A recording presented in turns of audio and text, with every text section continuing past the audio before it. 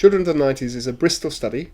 It recruited over 14,000 women when they were pregnant in the early 90s and has followed their children through until the age of 24, 25. They're adults now, collecting a lot of detailed information along the way about all sorts of health and developmental outcomes.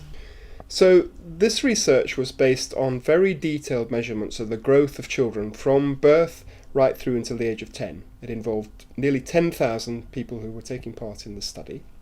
And what we looked at was the rate of growth for each period from birth to 10, and looked to see whether the rate of growth during any of these periods was associated with asthma later on.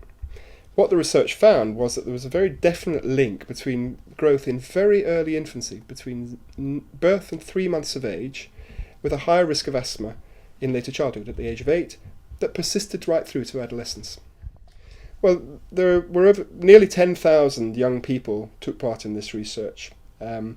We had very detailed information on their growth, which we had obtained from their health records, but also from measuring them at various points during childhood. We then could use that information to look at links with health outcomes, and in my case I'm really interested in asthma and what might cause asthma in children. And so we had the information already. It was a matter of putting that together and analysing it in detail to see whether there was any link between growth in childhood and asthma.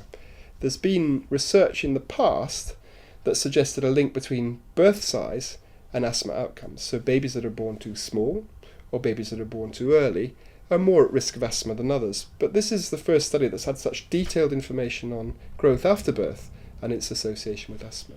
And what it points to is growth in very early childhood. That's the really important thing. It's between birth and 3 months. Growth afterwards didn't really have any impact at all.